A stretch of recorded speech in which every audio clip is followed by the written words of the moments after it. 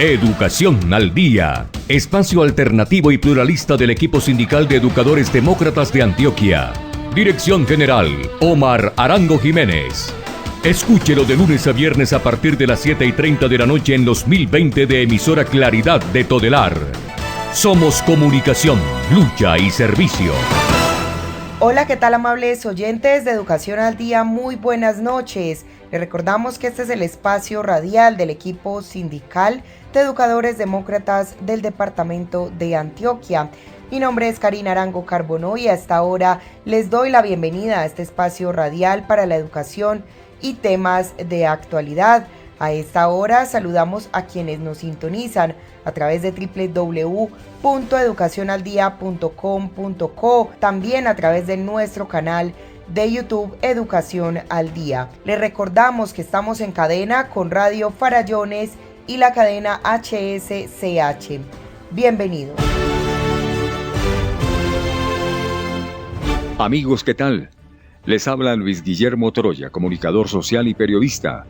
Los invito a escuchar todos los días a partir de las 6 de la mañana el informativo Troya Noticias Edición Central por la emisora virtual www.educacionaldia.com.co que dirige Omar Arango Jiménez. Originamos desde Bogotá la cadena radial hsch.com y troyanoticias.com. Los esperamos. Troya Noticias, el poder de la credibilidad. Los docentes y estudiantes queremos volver a las clases presenciales en entornos seguros. FECODE reitera que es responsabilidad del gobierno garantizar condiciones previas y verificables, bioseguridad y respetar los preceptos científicos. La educación pública requiere inversión, no presión ni apuros. Primero está la vida y la salud. Unidos vamos con FECODE. Iniciamos nuestro programa Educación al Día la noche de hoy y a esta hora nos acompaña el ejecutivo de FECODE, Omar Arango Jiménez. Ejecutivo Omar, muy buenas noches y bienvenido a su programa Educación al Día. ¿Cuál es su informe esta noche? Adelante. Sí, Karina Andrea Arango Carbonó, un saludo cordial a usted y a todos los oyentes del programa Educación al Día en todo el país. Programa que se emite por esta importante emisora www.educacionaldia.com.co. Con respecto a su pregunta, sí, tengo que decirle que el Comité Ejecutivo de FECODE se ha venido reuniendo en estos días preparando el plan de acción del año 2021 y el pliego de peticiones que vamos a radicar ya no el 25, sino el día 26 de febrero en el marco de una movilización junto con las centrales obreras que también estarán radicando el pliego de peticiones el día 26 de febrero a las 10 de la mañana en Bogotá. De igual manera, se estarán radicando por parte de algunos sindicatos filiales, entre ellos Antioquia y algunos entes territoriales, pliegos de peticiones. Eso convoca a mantener la unidad y a estar preparados para rodear las comisiones negociadoras de los diferentes pliegos de peticiones. Recordemos que estas negociaciones se darán en el marco del decreto 160 y los convenios de la OIT y toda la normatividad que rige las negociaciones colectivas. Nosotros estamos pendientes desde el Comité Ejecutivo de FECODE con lo que se dé en la mesa de los trabajadores estatales para lo correspondiente a algunas reivindicaciones generales, pero en particular a la negociación del incremento de salario para los trabajadores estatales. A esta hora no se sabe en cuánto va a quedar el incremento de salario para los trabajadores estatales y mucho menos para los educadores. Lo cierto es que gracias a la lucha, gracias a la movilización, tenemos asegurado el incremento de 1.5% para los educadores, bonificación ganada en las peleas que hemos dado en los años recientes. El gobierno tiene que cumplir con esta bonificación y ya como ha venido sucediendo, la bonificación ha sido tenida en cuenta y se convierte en factor salarial a medida que va pasando el año. Para el próximo año 2022 terminará esa bonificación, esa nivelación salarial con el incremento que se haga, más el incremento que se haga y que se acuerde este año en las negociaciones. Lo otro es que en el Comité Ejecutivo de FECODE venimos muy atentos a la estructuración del pliego de peticiones y para ello hemos definido que arrancamos con un primer bloque que es la exigencia del cumplimiento de los acuerdos firmados en el año 2019. Eso es lo primero que vamos a hacer, a refrescarle al gobierno que no ha cumplido el 70% de los acuerdos suscritos con FECODE en el año 2019. Por eso, en la radicación del pliego haremos énfasis en que el gobierno tiene que cumplir particularmente con la financiación de la educación pública. Este punto primero de los acuerdos del año 2019 recoge la reforma al Sistema General de Participaciones, la propuesta que hacemos nosotros de cómo el gobierno debe reformar el Sistema General de Participaciones y para poder así cerrar las 6 brechas y garantizar una educación financiada, administrada, gratuita y de calidad, digna para los niños y los jóvenes colombianos.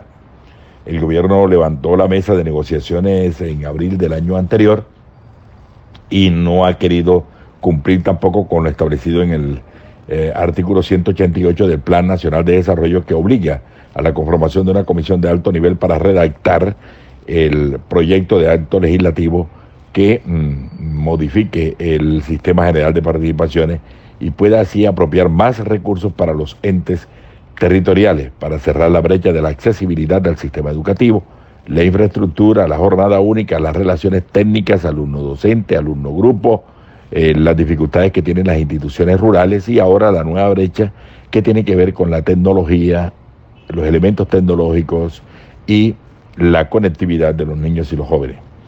Estamos pidiéndole también al gobierno nacional siempre que active la Junta de Educación, los foros educativos, para allí poder dar los debates sobre el incremento de las coberturas, el mejoramiento de la calidad de la educación y todas las dificultades que se presentan. De igual manera, seguiremos presionando para que se establezca por ley el preescolar de los 3 grados, tal como se aplicó de manera potestativa y lo felicitamos en Manizales, donde han determinado que los niños de 3 años, 4 años ya se pueden matricular en preescolar. Esa es una medida muy buena y es lo que estamos pidiendo precisamente desde FECODE. En el otro capítulo importante que estamos pidiendo es relacionado con la salud y las prestaciones sociales del magisterio, que esta exigencia la hacemos para que se cumplan, se verifiquen los contratos de salud en todas las regiones, en todos los aspectos, porque en medio de la pandemia ha quedado claro que en algunas regiones, en muchas regiones, la atención en salud es deficitaria, pero esto también porque el sistema de salud en general, la red pública, la red de hospitales y clínicas, no tienen la capacidad y las condiciones, las adecuaciones necesarias para atender a la población y mucho menos para atender a la población de los educadores y sus beneficiarios que van llegando. Por eso entonces hemos pedido al gobierno nacional, al presidente Duque, que atienda de que hay una emergencia sanitaria, que tiene que invertir en los hospitales, en las clínicas y también en el personal de la salud, que está recibiendo bajo salario, está mal remunerado y además mal contratado con entidades terciarias. En este sentido, entonces, observamos que también continúan los problemas en la seguridad y en los riesgos en el trabajo para los educadores, que no tenemos ARL, porque el Estado ha sido cerrado en dejar algunos aspectos generales sin la debida atención que corresponde, frente a un tema de relevancia para las garantías laborales. El gobierno ha preferido, Fidoprevisora ha preferido contratar algunos servicios de seguridad y salud en el trabajo con otras entidades. En el caso de Antioquia y Chocó, la entidad Sumimedical asumió también el contrato de la prestación del servicio de promoción y prevención para los educadores y beneficiarios. Nosotros queremos en este pliego de peticiones que se haga una contratación integral, porque ya en el caso de Antioquia en el mes de octubre o noviembre vencen los contratos, habrá una nueva contratación. Estamos exigiendo que no se prorroguen los contratos y que allí lo que tiene que ver con la salud y la seguridad en el trabajo se haga de manera integral. Y sería mejor entonces, para poder dar desarrollo al decreto 1655 del año 2015, que es el que establece alrededor de 65 actividades de promoción y prevención o de salud y seguridad en el trabajo, y no como ahora, que simplemente se contrató para revisar, examinar a los educadores que van a los juegos o a los educadores que van a ingresar al sistema educativo, que van a ser contratados para avalar o revisar las incapacidades y no más. hay alrededor de 10 actividades solamente y nosotros creemos que el decreto 1655 contempla más de 65 actividades que deben ser cumplidas con los educadores. Otro tema que nos ocupa en este pliego por el incumplimiento es el de la sanción por mora de las cesantías. El gobierno emitió un dinero para pagar estas sanciones moratorias y no cumplió, debió pagar en diciembre y no cumplió, no monetizó todos los recursos enviados y por eso no ha hecho los pagos. Ahí hay más de 400 abogados pendientes reclamando estas acreencias y el gobierno, o sea, Fidu Previsora, no quiere pagar ni dándole con qué. Es fundamental entonces que nosotros, los maestros colombianos, rodeemos las negociaciones para exigir de una vez por todas que se cumplan todos los puntos. Hay muchos más. El estatuto docente, los cursos para los 8.000 docentes que no alcanzaron el puntaje requerido en la tercera cohorte, la convocatoria a los ascensos en el escalafón para los compañeros 1278, cuarta cohorte. Estos y otros puntos más están pendientes de reglamentar y de cumplir. Está lo de la directiva ministerial, la expedición de la directiva ministerial que se relaciona con la jornada laboral, la aplicación del decreto 1850 compilado en el decreto 1075. El gobierno no ha expedido esta directiva ministerial. Son otros puntos como el de la proporcionalidad del pago de las primas de vacaciones. Ya está acordado, pero el gobierno no ha expedido el acto administrativo que establezca, que puede establecer que no se necesita laborar los 300 días para pagar la prima de vacaciones, sino que se puede pagar proporcional. Es decir, si un educador laboró 100 días, 200 días, la prima de vacaciones o llamada prima de Samper debe pagarse de manera proporcional, tal como ocurre con la prima de Navidad. Son estos y muchos aspectos que están pendientes para que el gobierno los cumpla y lo más pronto posible. En estas negociaciones no estaremos renegociando lo ya acordado, estaremos forzando a que se expidan los actos administrativos con fecha, se hará un cronograma para que el gobierno cumpla, de lo contrario estaremos haciendo las denuncias a nivel nacional e internacional. Eso es lo que nos ocupa y muy atentos a la evolución del conflicto que viven los educadores provisionales que fueron desplazados por los compañeros que ganaron meritoriamente su concurso en las plazas de postconflicto. Esperamos que se garantice, se den todas las garantías para que los compañeros que ganaron su concurso, que ya eligieron sus plazas, que fueron nombrados, se les permita iniciar sus labores en esos sitios. Y a los compañeros provisionales que fueron desplazados también se les garantice su reubicación en los términos del acuerdo 25 de FECODE, la directiva ministerial 01 que fue expedida a raíz de ese acuerdo y el decreto 2105 que establece claramente que a los educadores que estén laborando en plazas provisionales, en plazas vacantes definitivas y ocupadas por provisionales, a estos docentes se les reubique, se les traslade a otra plaza vacante si la hay en la jurisdicción y con seguridad que lo hay. Ojalá se haga justicia con estos compañeros docentes provisionales que hace 15, 20 años están en provisionalidad y muchos laborando en zonas de conflicto en medio de muchas dificultades, enfrentando toda la violencia y todas las dificultades, los enfrentamientos que se han dado entre los actores armados.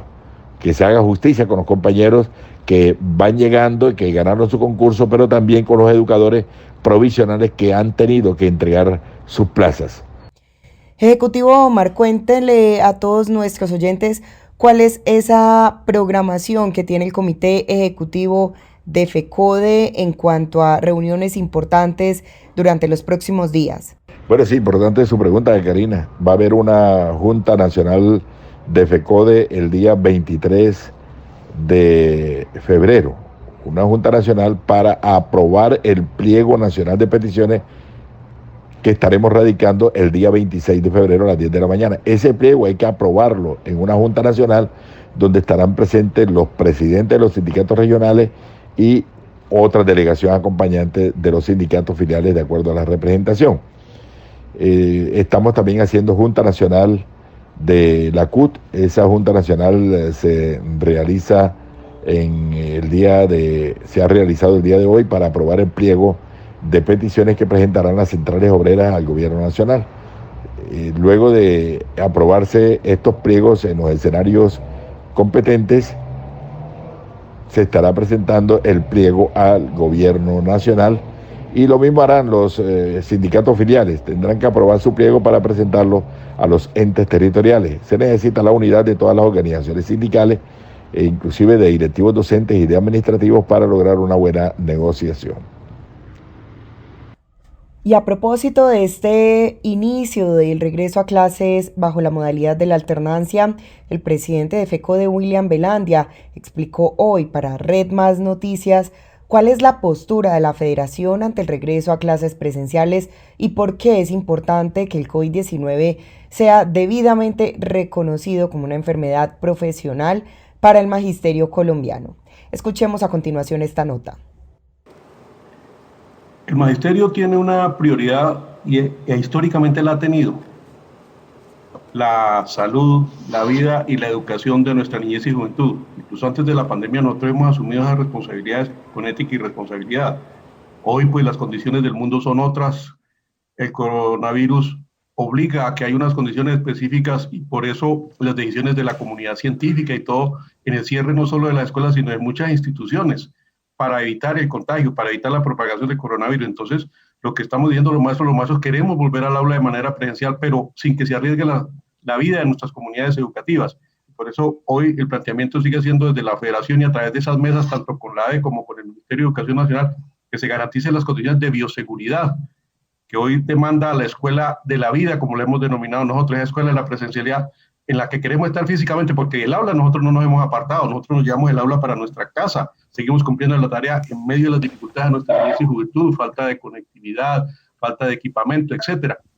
Entonces nosotros sí hemos hecho el trabajo, lo que pasa es que se nos mira desde otra óptica, pero los maestros queremos volver al aula de manera presencial, pero como lo hemos dicho, sin que se arriesgue la vida de nuestras comunidades educativas. Y entonces la exigencia, porque las condiciones, tanto como de la UNICEF, como de los expertos, como de la misma normatividad colombiana, se apliquen realmente en nuestras instituciones educativas, se verifiquen, se certifiquen, se acompañen con nuestras comunidades educativas y que sean los gobiernos escolares los que tomen las decisiones que están en contexto, que conocen la realidad y saben cómo están los indicadores, cómo está la evolución del virus, cómo está la ocupación de las camas UCI. Todos estos elementos tienen que combinarse porque tenemos que volver a la escuela, pero como lo hemos dicho, en condiciones en donde no se arriesgue la vida de nuestras comunidades educativas. Sí. Y de igual manera, el tema de la COVID-19 como una enfermedad profesional, que es parte de este ejercicio. Doctor Velandia, justamente sobre esa petición le quería hablar, porque ustedes en esta carta que la Secretaría de Salud, de Educación, eleva ya al Ministerio de Educación hablando acerca de sus peticiones, ustedes van un poquito más allá de esas condiciones de bioseguridad por las que han venido pues ustedes clamando y diciendo que les parece que no son suficientes desde hace un buen tiempo, porque ustedes solicitan que el COVID-19 se incluya como categoría de enfermedad laboral. Que se reconozca el COVID como una enfermedad profesional, porque nosotros vamos a estar en espacios donde hay riesgos y en una situación de labor donde hay riesgos, los procesos que afecten la salud, que afecten la vida de los trabajadores, deben tenerse en cuenta para ese análisis científico y esa determinación que es muy sensata y que pues no solo para los maestros, sino para todos aquellos sectores que así como se hizo con los copiados de la salud, que vienen derecho, lo tienen merecido, pues también los maestros. Y es que no solo los maestros de Colombia los que hemos solicitado, los mismos organismos internacionales han mirado la posibilidad. Señor Hay países como Italia, en donde se ha trabajado este tema y en donde hay exposición a ese riesgo, pues debe tenerse el COVID-19 como una enfermedad profesional. Otro de los puntos que ha llamado la atención en esta comunicación que se envía desde la Secretaría de Educación al Ministerio de Educación es la posibilidad que ustedes ven de una reforma laboral de facto. ¿Qué estarían pidiendo entonces ustedes? ¿Menos horas? ¿Menos alumnos? Mire, si algo generó este proceso y que asumimos nosotros con responsabilidad es la sobrecarga laboral. Hoy los horarios de los maestros ya no son de 6, ni de 8, ni de 10 horas, son más allá. Esa sobrecarga laboral se ha traducido en sobrecostos, en enfermedades, en muchas cosas. O sea, tampoco se ha mirado la parte humana del magisterio colombiano.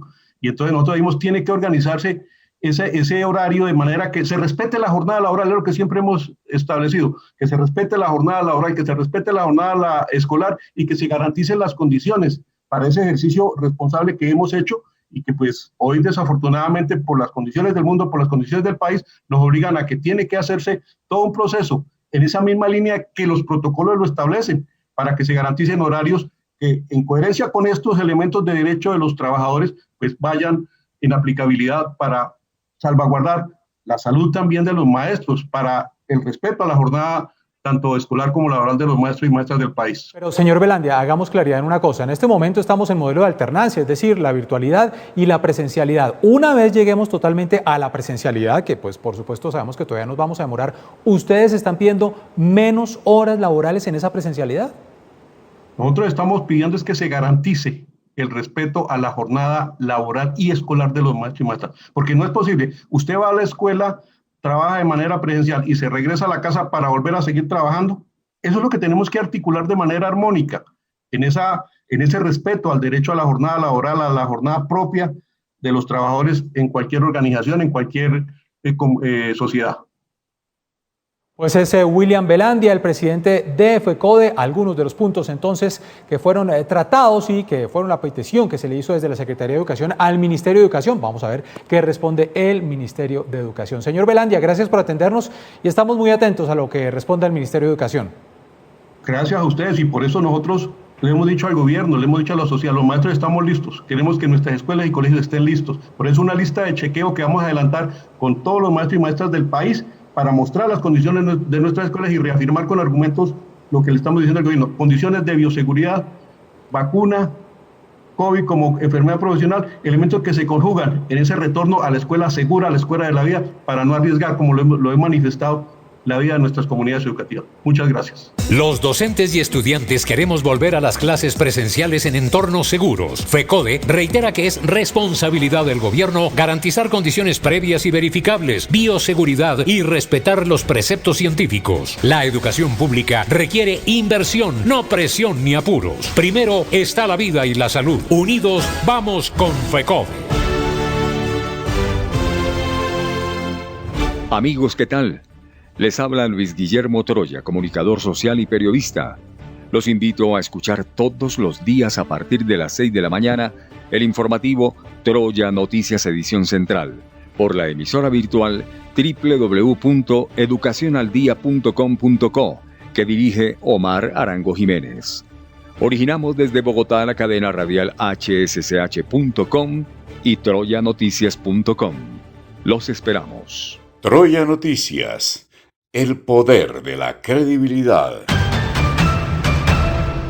Y estamos de regreso aquí en nuestro programa Educación al Día y a propósito del regreso a clases bajo la modalidad de alternancia que en muchos municipios ya completó una semana, vamos a escuchar a continuación a Joana Rocío Jiménez, integrante de la Comisión Jurídica de FECODE, quien habla sobre algunos aspectos legales y jurídicos de este nuevo retorno a las clases. Inicialmente decir que se partió de un documento base donde habían unos ítems iniciales que se configuraron a partir de 3 documentos que orientaron la construcción de cada uno de los elementos que se configuraron allí. Inicialmente hay que decir que la base de este documento es una base normativa emitida principalmente por el gobierno nacional. Entonces, ¿qué ejercicio hicimos? Cogimos las resoluciones 1721 y las resoluciones 666 que había emitido la primera, el Ministerio de Educación, la segunda no en orden de emisión porque fue primero emitida por el Ministerio de Salud, que es la 666, se analizaron qué elementos se mencionaban en estas directrices, en estos lineamientos normativos, y además se revisó la guía para el regreso seguro a la escuela que configuró la UNESCO. ¿Qué se hizo entonces? A partir del documento base que se menciona aquí, luego de la revisión normativa y de los elementos de la guía de la UNESCO, es una guía práctica, entonces se empezaron a revisar cuáles serían los elementos que debían configurar esta lista de chequeo. Entonces encontramos de manera inicial en la lista de chequeo o en el formulario que van a diligenciar las instituciones educativas una necesidad que hay que reiterar, y es que el formulario debe ser diligenciado por sede y en lo posible por jornada. ¿Por qué se hace esta claridad? Las particularidades de las sedes y las jornadas son muy importantes para hacer esta revisión, porque resulta que hay jornadas en instituciones educativas que no tienen el mismo número de estudiantes que tiene la jornada contraria. Lo mismo pasa de una sede a otra, por supuesto, que las condiciones de infraestructura de las sedes son diversas. Por eso que en el documento que ustedes van a encontrar publicado y que ahorita pues se va a hacer un ejercicio más práctico y pedagógico para que nos familiaricemos con él, encuentran una primera parte donde está todo lo que hace referencia a la identificación o llamémoslo caracterización de la población que estamos revisando. Entonces, luego de eso se encuentra un ítem de verificación de acuerdos institucionales. ¿Por qué se ubica un ítem inicial de verificación de acuerdos institucionales? Porque los mismos lineamientos del ministerio, tanto el Ministerio de Educación como los lineamientos que estableció la UNESCO para el retorno seguro a la escuela, definen que tiene que ser un retorno concertado con las comunidades educativas. Entonces es absolutamente necesario verificar si esos procesos de concertación se dieron al interior de las instituciones educativas. Aquí hay que decir algo y mencionarlo, y es, si bien hay unos comités de alternancia que tienen diferentes nombres a lo largo de las secretarías de educación y los entes territoriales, les colocan sus propias improntas, lo que hay que decir es que es el consejo directivo de las instituciones educativas quien va a tener la última palabra, si adopta o no los protocolos para el retorno seguro a la escuela. Entonces, por eso se encuentran allí ustedes un elemento de verificación. Luego de ese proceso de verificación y caracterización de la institución, de la sede y de la jornada, van a encontrar un ítem que se ha denominado infraestructura. En ese ítem de infraestructura, entre otros elementos, se solicita a los docentes o al docente que diligencie la información que revise inicialmente 13 puntos. Estos 13 puntos van dirigidos específicamente ¿a qué? A verificar si las condiciones, por ejemplo, de ventilación cruzada, que era algo que nos mencionaba la doctora que nos antecedió en la primera parte de este Facebook Live. Ella decía, el elemento de la ventilación es un elemento no solamente de que exista una ventana en el espacio, llámese aula, llámese comedor, llámese biblioteca, llámese oficina, sino que esa ventilación tenga la posibilidad de ser cruzada, es decir, que tenga un lugar tanto de entrada como de salida.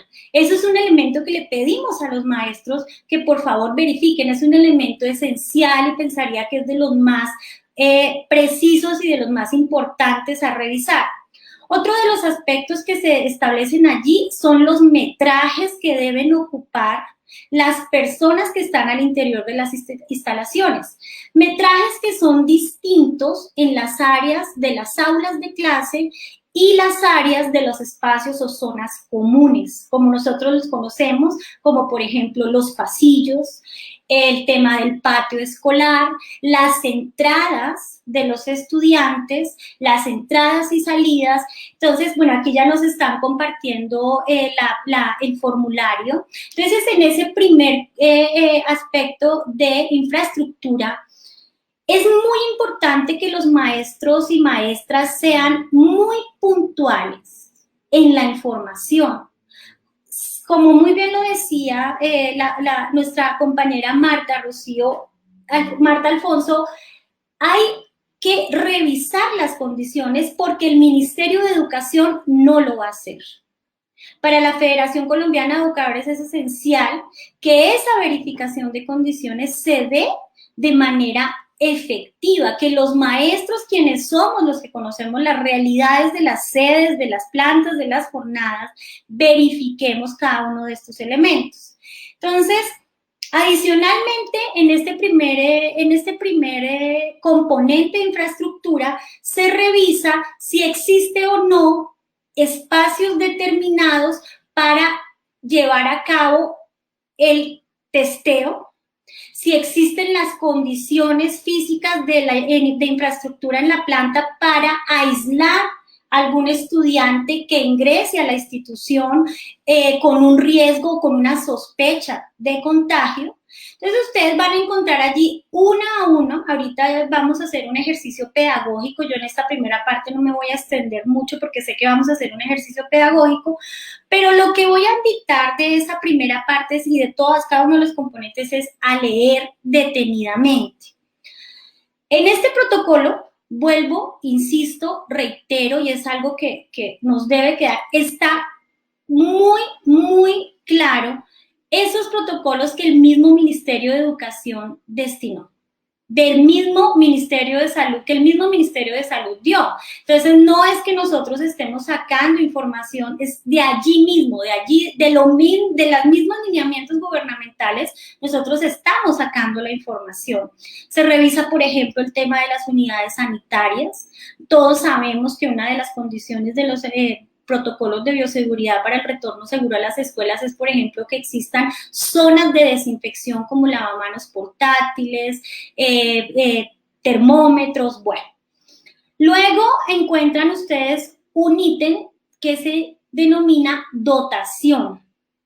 En ese ítem de dotación, que está compuesto por 5 aspectos, básicamente lo que estamos preguntando allí o lo que queremos revisar allí es si el colegio tiene lavamanos portátiles de pedal, porque son los que establece los protocolos del Ministerio de Salud. Es algo que debemos, o sea, están ahí descritos. Son los lavamanos de pedal que nos pide el Ministerio de Salud.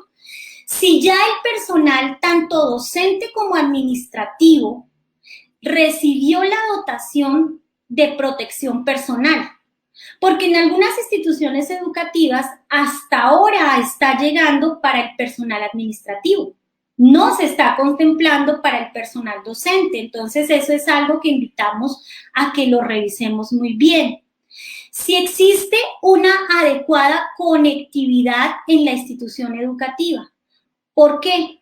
Resulta que vamos a enfrentarnos a la situación de que van a haber estudiantes que no van a poder asistir presencialmente por diferentes circunstancias, porque la misma alternancia lo contempla así. ¿Esto qué quiere decir? Que de alguna manera nosotros debemos garantizar con los recursos de conectividad de la institución educativa, no con los del maestro, que se pueda transmitir toda la actividad pedagógica que el docente está realizando. Entonces, ahí ustedes van a encontrar también un ítem relacionado con este punto. Ya lo había mencionado anteriormente y es el tema de los termómetros digitales. Unos termómetros digitales, y aquí se menciona acorde al número de estudiantes, docentes y administrativos presentes en cada sede. Porque si se piensa dotar una sede educativa con un termómetro por cada 400 o 500 estudiantes, pues nosotros como maestros sabemos que es algo que resulta absolutamente insuficiente. Luego encontramos una sección de servicios públicos. En esta sección de servicios públicos mencionamos los servicios públicos básicos, que son agua, luz y alcantarillado. ¿Por qué se separan agua y alcantarillado? Porque algunas instituciones educativas puede que tengan el suministro de agua, puede que ese suministro de agua sea potable, pero no necesariamente la distribución final de esos residuos líquidos se dan a una red de alcantarillado. Este es un elemento que establece los protocolos, porque la disposición final de estas aguas debe ser manejada de una manera acertada, debe ser manejada de una manera técnica y no como pasa en algunas instituciones educativas que los baños ni siquiera tienen agua. Entonces aquí se está preguntando ese componente.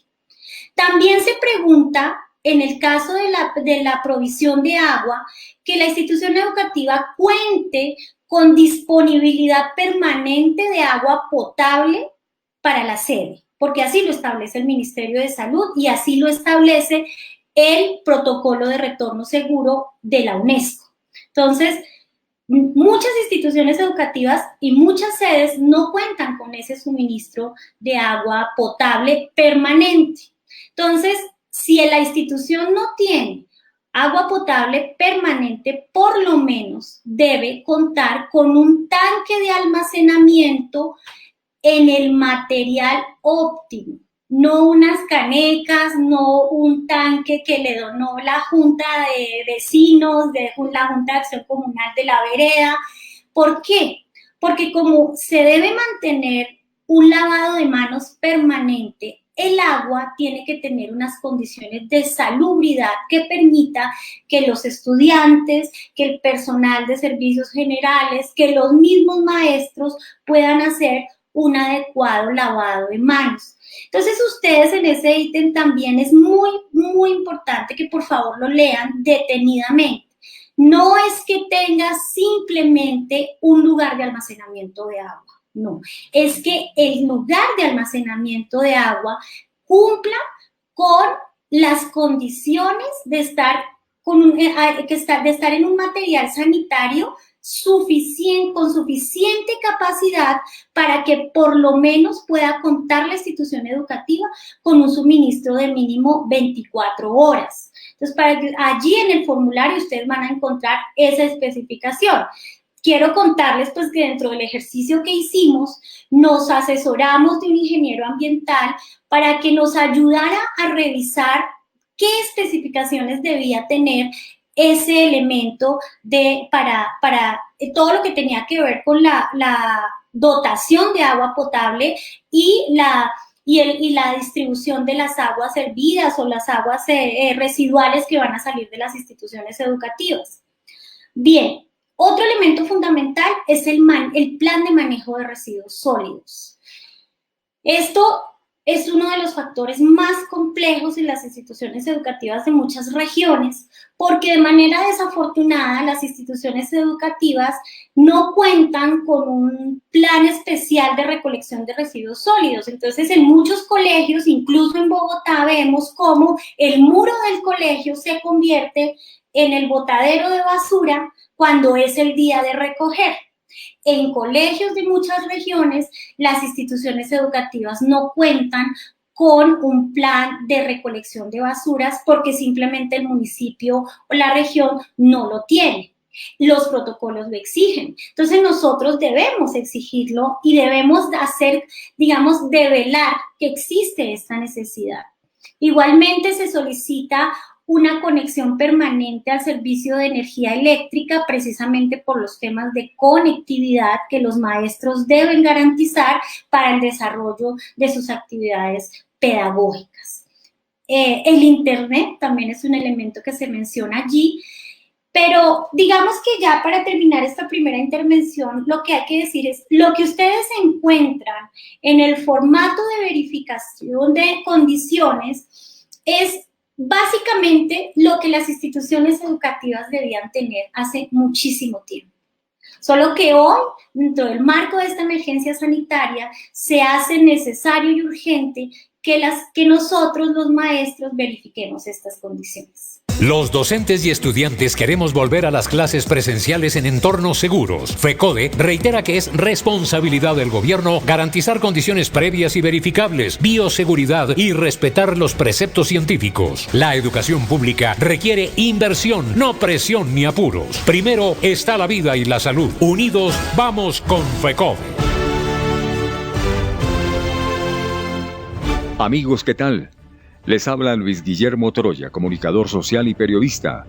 Los invito a escuchar todos los días a partir de las 6 de la mañana el informativo Troya Noticias Edición Central por la emisora virtual www.educacionaldia.com.co que dirige Omar Arango Jiménez. Originamos desde Bogotá la cadena radial hsch.com y troyanoticias.com. Los esperamos. Troya Noticias. El poder de la credibilidad. Y continuamos con más información aquí en nuestro programa Educación al Día, y son muchos los colegios, las instituciones educativas que hoy no cumplen con las condiciones de bioseguridad para el retorno a clases presenciales.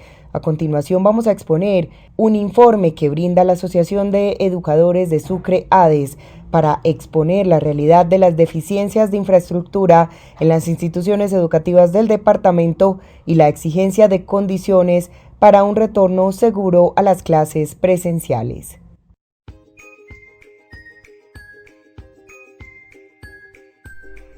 La Escuela del Retorno, una realidad sucreña. El departamento de Sucre es una bella tierra, rica de exuberante belleza y digna de todos sus habitantes. En estos actuales momentos, ante el incremento de contagios y muertes por COVID-19 y la frágil infraestructura hospitalaria, las pocas unidades de cuidados intensivos, la precaria infraestructura educativa, entre otros, la Asociación de Trabajadores de la Educación de Sucre ADES se dio a la tarea de visitar las subregiones que conforman nuestro terruño. Las 5 subregiones: Golfo de Morrosquillo, subregión de los Montes de María, Sabanas, San Jorge y La Mojana. La Asociación de Trabajadores de la Educación de Sucre ADES lideró un diagnóstico en todos los municipios del departamento de Sucre para establecer las condiciones de calidad de las instituciones educativas. Se invitó a padres de familia, autoridades educativas municipales, subdirectivas en este proceso. Verificar condiciones de calidad para el regreso a clases, si los protocolos presentados están acorde a las resoluciones del gobierno y a la vivencia real de las instituciones educativas. Las autoridades departamentales, municipales de Sincelejo han venido orientando lo que el Ministerio de Educación quiere, regresar a la presencialidad. Nosotros hemos dicho que no nos oponemos al regreso a clases presenciales. El magisterio sucreño, colombiano, está dispuesto a regresar a las aulas. Esa es la esencia de nuestro trabajo, las aulas, el trabajo pedagógico en las aulas. Pero nosotros necesitamos que se nos garantice el derecho a la salud y a la vida como derechos fundamentales. Mi concepto de la alternancia es que estoy de acuerdo siempre y cuando las autoridades competentes, ellos nos presten todos los protocolos de bioseguridad para nuestros hijos. Segundo, teniendo en cuenta cómo está la situación actualmente en el municipio de Tolú Viejo, pienso que debemos esperar un poco, porque aquí en Varsovia se están dando, dicen que hay casos. Entonces nosotros no queremos afectar tanto a los niños como a las personas adultas que viven en este corregimiento. Las condiciones de Luis Patón Rosano, si bien es cierto que hay amplitud en algunos espacios, también vemos que no se cumplen con condiciones para que los estudiantes retornen al aula de clase. Se necesita que se construyan otras baterías sanitarias, como lo manifiesta el coordinador, que le pasaron el plan de alternancia, y en la exigencia es que debe haber la construcción de otras baterías sanitarias, porque son insuficientes. Ahora no tenemos las condiciones necesarias para entrar al 100% a alguna alternancia. Es una realidad que los servicios públicos esenciales, especialmente el agua requerida para la asepsia, no es la mejor. Algunas instituciones educativas durante meses no tienen agua, otras una vez por semana. Situación que hace difícil el regreso a clases presenciales. Por otra parte, la infraestructura en lo que tiene que ver con las unidades sanitarias es totalmente un desastre. La seguridad higiénica de estas unidades sanitarias, las instituciones educativas, están totalmente destruidas. Este panorama permite afirmar que las instituciones educativas no llenan las condiciones de seguridad higiénica, de saneamiento básico indispensable para preservar la vida. Para nosotros, como organización sindical, debería darse una visita por las Secretarías de Salud, por el saneamiento básico, y yo creo que sellarían estas instituciones por no llenar las condiciones de seguridad higiénica. En la mayoría de las instituciones educativas de la zona mojana, San Jorge, Golfo de Morrosquillo, Montes de María y Sabana, no hay las condiciones de bioseguridad: alcohol, lavamanos, gel, tapetes, elementos para medir temperatura, entre otros. No hay un elemento que diga: estamos listos para decir sí a la alternancia. Situaciones como esa es las que nos muestran a nosotros que hoy llevar a cabo la alternancia en el departamento de Sucre, en la mayoría de las instituciones, es totalmente un fracaso porque no hay condiciones y correríamos el riesgo de un alto contagio del coronavirus porque no se dan las condiciones. Se hace un llamado a las autoridades en cada municipio a que visiten las instituciones educativas, revisen de manera responsable las resoluciones emitidas por el Gobierno Nacional y que éstas se cumplan en la realidad. Porque aquí lo preocupante es que se dé un alto número de contagiados y tener en cuenta que la pandemia hoy es una realidad. Si se vuelve a las aulas, la situación es grave, peligrosa. Tal es el caso informado por la Secretaría de Salud de Corozal, donde solo tienen 3 o 4 camas UCI en el hospital de Corozal. Este recibe pacientes de muchas localidades aledañas. En estas condiciones precarias en que se encuentran los municipios que tienen hospitales, es muy riesgoso en caso de aumentar los contagios del virus. Al hospital de Corozal le llegan pacientes de los municipios de Los Palmitos, de Morroa, de Betulia, de Cincé, de Galera, de San Pedro, de Buenavista, de Ovejas. Y de darse un contagio en esos municipios, en esas instituciones educativas, con las condiciones precarias en que se encuentran, sería muy riesgoso. La organización sindical siempre lo ha venido denunciando. Todo esto contribuye a la mala calidad educativa, le dificulta a los estudiantes para que accedan a una educación digna como lo establece la Constitución colombiana.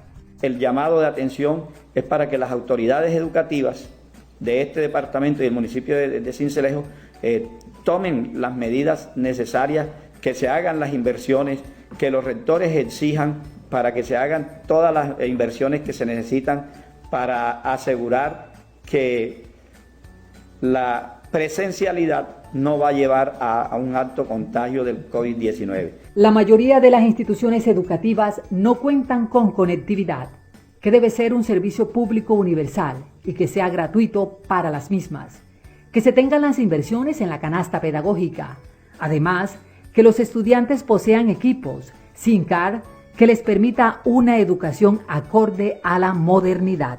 Hoy por hoy, la organización sindical FECODE, ADES, estamos exigiéndole a la administración departamental, a la administración municipal y también al Ministerio de Educación que se hagan todas las inversiones que se necesitan, que se garantice todos los protocolos con todos los elementos necesarios para que el regreso a clase no se traduzca en muerte, no se traduzca en contagio para los niños, para los padres de familia, para los docentes. En nuestro departamento de Sucre necesitamos prevenirnos para que el virus no nos arrebate la vida.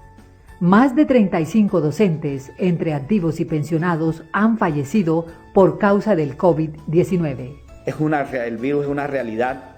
El llamado para que los padres de familia entiendan que no es que nos estamos oponiendo a regresar a clase. Lo que necesitamos es garantías de bioseguridad que nos permitan regresar a las aulas con la tranquilidad de que no nos vamos a contagiar y vamos a seguir avanzando en los procesos formativos.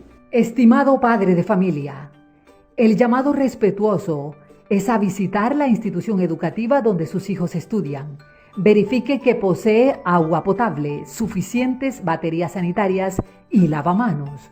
Preguntar si fue dotada de elementos de bioseguridad como tapetes, gel antibacterial, jabón, termómetros, tapabocas, si dispone de personal de apoyo para la toma de temperaturas, fumigación, asepsia, desinfección constante de todos los elementos utilizados durante la actividad escolar.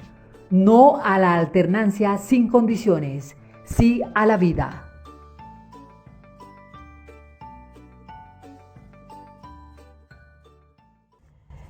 Y estamos de vuelta aquí en nuestro programa Educación al Día y continuamos acá en nuestro programa haciéndole seguimiento a la problemática que viven algunos docentes en provisionalidad que vienen siendo reemplazados por quienes ganaron el concurso de méritos. A propósito de esto, vamos a escuchar a Fabio Hernández Forero, miembro de la Coordinadora Nacional Sindical, Social y Popular. Mi nombre es Fabio Hernández Forero, pertenezco a la Coordinadora Nacional Sindical, Social y Popular y al movimiento con las pensiones no salarios dignos. Por generosidad de los compañeros, fui invitado a apoyar el trabajo jurídico y el debate en la negociación del día de hoy. Y voy a ser muy breve, entre otras cosas, porque el sacerdote huérfano ya fue suficientemente explícito. Solamente para agregar lo siguiente. En efecto, la posición de los voceros del gobierno nacional, en este caso del Ministerio de Educación, fue simplemente aferrarse a una interpretación cerrada de las normas de concurso de méritos de la provisión de los cargos públicos a través de ese mecanismo. Y hacen un ejercicio en el cual en principio terminan diciendo nada es posible porque la ley ni la Constitución nos lo permiten, nosotros quisiéramos, pero eso no es posible. A lo largo del debate, la parte jurídica y los compañeros de la mesa hicieron todos unos aportes muy valiosos, propuestas concretas, y se les dijo que sí se puede hacer desde el punto de vista constitucional y legal una modificación de la situación para resolver favorablemente la situación de los docentes provisionales en Colombia. En ese sentido, le dejamos expuesto que así como el gobierno nacional pudo hacer a través del decreto 1174 de emergencia social, económica y ecológica, una especie de reforma pensional y reforma laboral anticipadas, violando derechos fundamentales de los trabajadores en Colombia, que asimismo, para resolver esta problemática, se lo señalamos allá, no es que ellos, el presidente de la República, los ministros y el gobierno en su conjunto, utilizaron unos mecanismos jurídicos, botaron la llave al mar y ahora no podemos hacer nada. No. Está la posibilidad de que recurran nuevamente al artículo 215 de la Constitución Política, porque se trata de una emergencia de carácter social. No es solo el conjunto de docentes los que están sufriendo la situación, sino las comunidades, las poblaciones en las regiones, porque hay un impacto social contundente que obliga a que el gobierno nacional resuelva este problema lo más pronto posible. Señalamos también que no podíamos seguir de reunión en reunión escuchando argumentos sin soluciones, sin propuestas y desechando las que hacen los docentes y la parte jurídica, sino que era necesario, y exigimos así, que la ministra de Educación y ojalá también el ministro del Trabajo hagan parte de la mesa de tal manera que haya capacidad de decisión en la misma, porque con funcionarios de nivel intermedio es muy difícil, porque ellos simplemente recogen las inquietudes, se van a retransmitirlas allá, escuchan lo que dice la ministra o el viceministro y vienen al día siguiente con una misma posición. Entonces se requiere eso. Creo que los testimonios que dieron los compañeros docentes fueron muy importantes, claros y claves, mostrando toda la situación y la descomposición que se ha venido dando en la misma a través de un concurso que, como lo señaló el sacerdote, es totalmente espúreo, pero para nosotros esta hora es no soluciones a largo plazo, porque quedamos de presentar algunas demandas, algunas denuncias penales, etcétera, y eso es necesario e importante hacerlo. Pero lo que se requiere ahora es solucionar esta crisis de tajo y lo más pronto posible, no someternos a procesos judiciales que de por sí son demoradísimos. Entonces, en síntesis, quedamos en lo siguiente, aparte de lo que dijo ya Huérfano.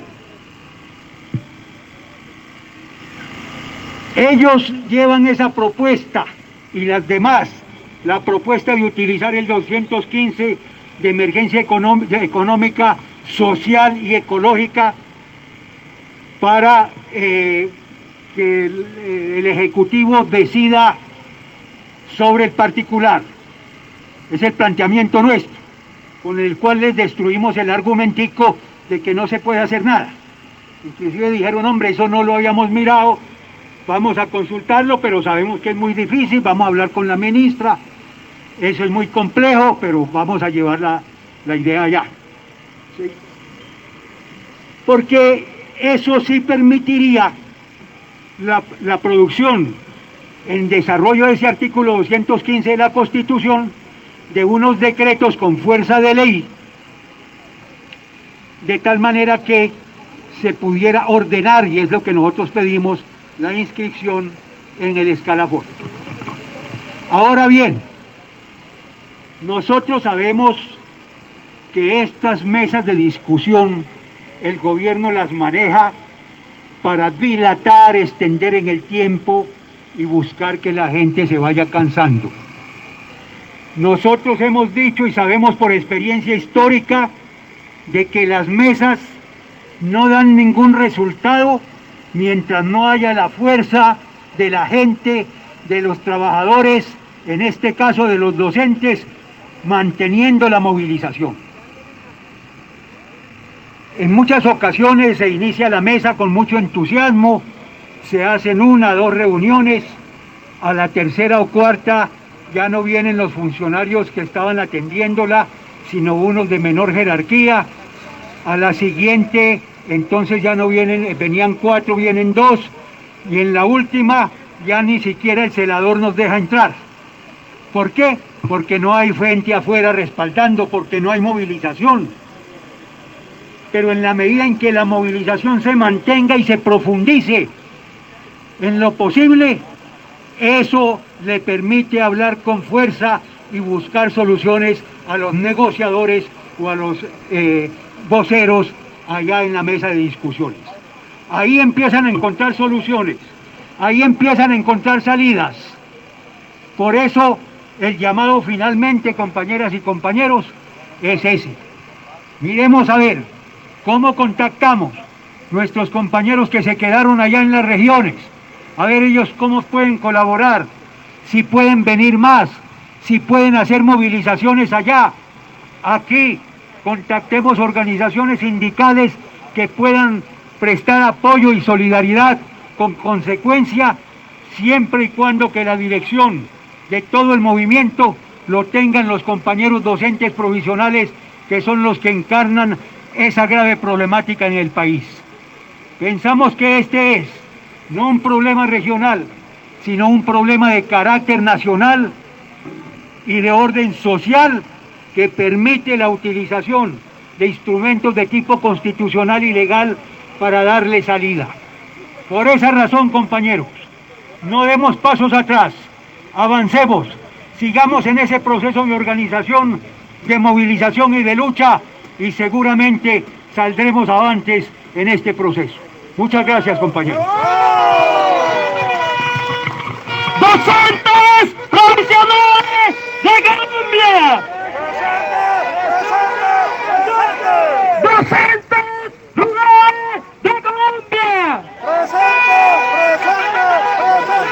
Amables oyentes, hemos llegado al final de nuestro programa Educación al Día. Les recordamos que este es el espacio radial del equipo sindical de educadores demócratas del departamento de Antioquia. Les recuerdo que soy Karina Arango Carbonó y agradecemos a todos por su sintonía. Les recordamos que nos pueden escuchar de lunes a viernes a través de www.educacionaldia.com.co de 7:30 de la noche a 8:30. También pueden sintonizarnos a través de nuestro canal de YouTube. También estamos en cadena con Radio Farallones y la cadena HSCH. Feliz noche para todos. Educación al Día, espacio alternativo y pluralista del equipo sindical de educadores demócratas de Antioquia. Dirección General, Omar Arango Jiménez. Escúchelo de lunes a viernes a partir de las 7:30 de la noche en los 1020 de emisora Claridad de Todelar. Somos comunicación, lucha y servicio.